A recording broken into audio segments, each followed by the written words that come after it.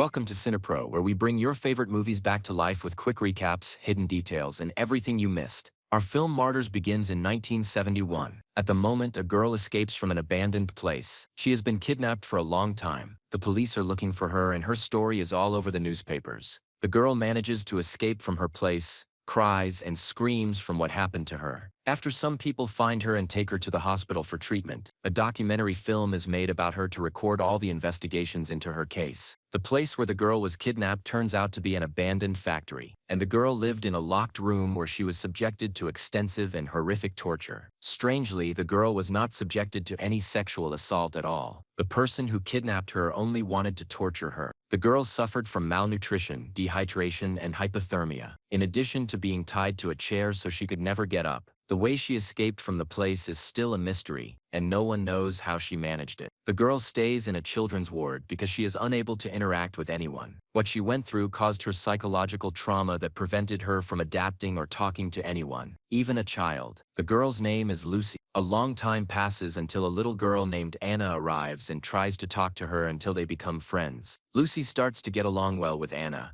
and they become close, spending most of their time together, until the head of the institution asks to speak with Anna alone. He shows her the documentary video about Lucy, because he needs her help in finding out who did this to Lucy, and any information about the kidnapper. But unfortunately, talking about this subject causes Lucy psychological trauma, and she is unable to speak about it. She can't sleep because of the nightmares she has. 15 years pass, and we move to the family of the girl Maria and her brother Antoine. They are having breakfast with their parents and talking. Maria is a swimming champion, and news about her appears in the newspaper along with a picture of her and her family. While they are talking, someone knocks on the door. Maria's father gets up to open it, and Lucy is standing there holding a gun. Before anyone can speak, she kills Maria's father, runs inside and kills his wife too. She enters Antoine's room to prevent him from escaping and tells him to sit in front of her. Maria has run to her room terrified, and asks Antoine if he knows what their parents did to her. When he says he knows nothing, she kills him too. She searches for Maria in the house until she finds her hiding under the bed, waits for her to run so she can kill her as well. Lucy then goes to the mother's body and keeps hitting her for what she did to her when she was a child, convinced that they were the ones who tortured her. Lucy calls her friend Anna from the house phone and tells her she managed to find those who kidnapped her as a child, recognizing them from the photo in the newspaper. She tells Anna she is now in their house after killing the whole family, including their children. Anna asks for the address so she can come immediately. Lucy remains in the house, happy until she is attacked by someone who brutally beats her, grabs a razor that was on the floor, and slashes Lucy's back. Lucy manages to escape, hides in a closet, and when she feels the house is quiet, she runs to the garden outside and meets Anna, who has just arrived to help her hide what she has done. Lucy keeps telling Anna that someone in the house tried to kill her and that they cannot go back inside, but Anna knows she has to go back to cover up the murders. They both go back into the house where only 4 corpses remain. Anna tries to treat Lucy's wounds on her back and hand to prevent infection, then deals with the bodies.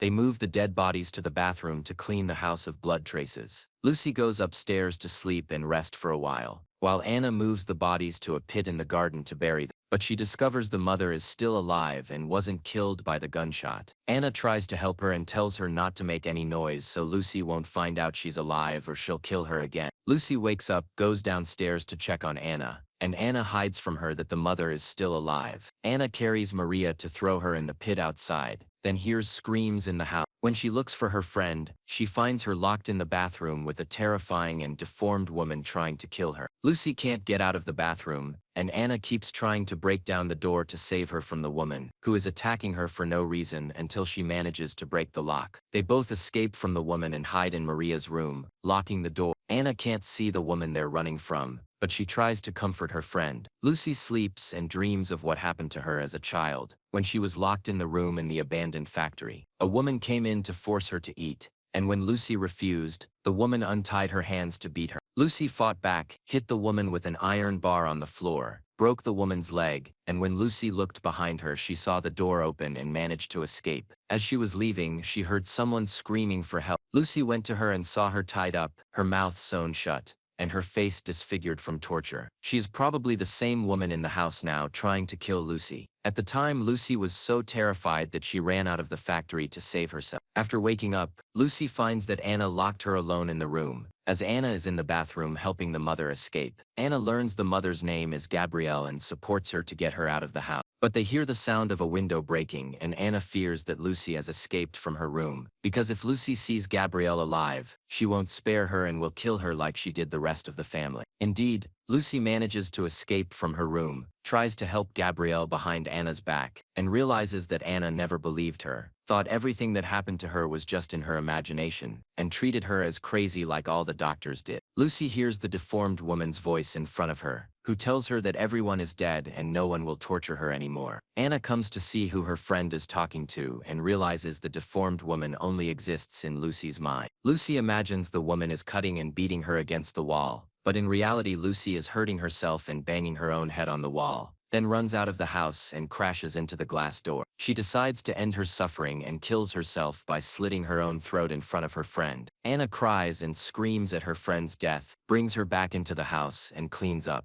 Her corpse lies there and she sleeps next to it until the next day. When Anna wakes up, she calls her mother to hear her voice, as she has been estranged from her for years because her mother disapproves of the friendship between her and Lucy. Anna's mother is convinced that Lucy is mentally ill and crazy, and that all the stories about what happened to her are just fantasy. While Anna is talking to her mother, she notices a hammer placed on the bookshelf, and she hears a sound as it falls behind the bookshelf, as if there is a hidden space behind it. She goes to open the bookshelf and finds a staircase leading down to a hidden place under the house. She grabs a flashlight and goes down to the basement. As soon as she finds a light switch, she turns it on and discovers a complete laboratory under the house belonging to Gabrielle. There are many photos of disfigured people hanging on the wall. At the end of the corridor, there is a place that leads her to another lower corridor, and she sees in front of her a chair like the one Lucy used to talk about, with a chain tied to someone hiding in the darkness. It turns out to be a real disfigured woman chained up with a metal mask on her eye. Anna helps her,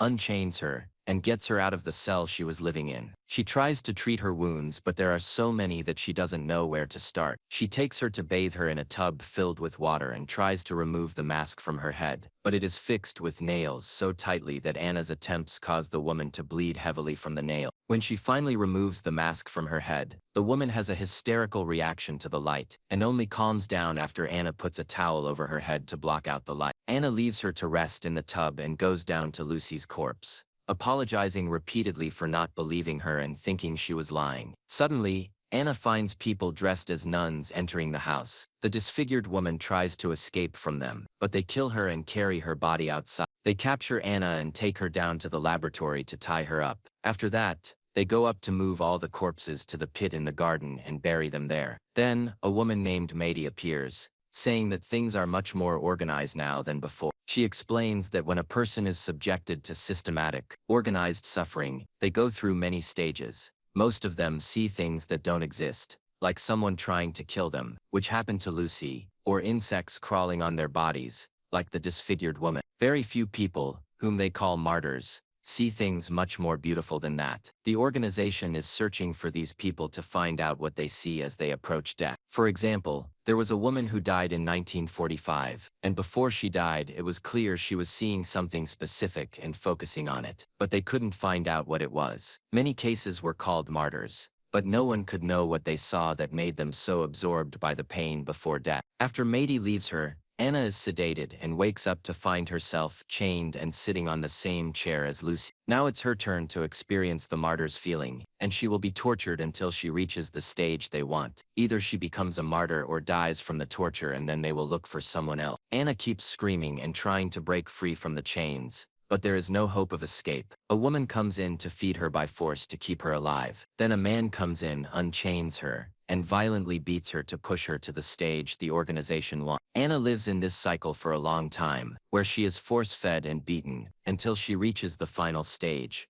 Either she dies or becomes one of the martyrs. Once they finish torturing her, they move her to another place for the final stage they need. The people responsible for her torture immediately call Mady to come and interrogate Anna before she dies. Mady arrives quickly to ask if Anna has seen the world of death or the other world, as she wants to know what it's like. After Anna tells her what she saw and experienced for 2 hours, she comes out of her martyrdom state and remains silent until she dies. Mady is the only one who heard Anna's word. All the members of the organization gather so Mady can tell them what Anna said. But Mady is so shocked by what she heard that she goes to her room and decides to kill herself, leaving the organization members not knowing what happens after death. If you liked today's video, don't forget to like, subscribe to the channel, and activate the bell to receive all new updates. See you in the next video.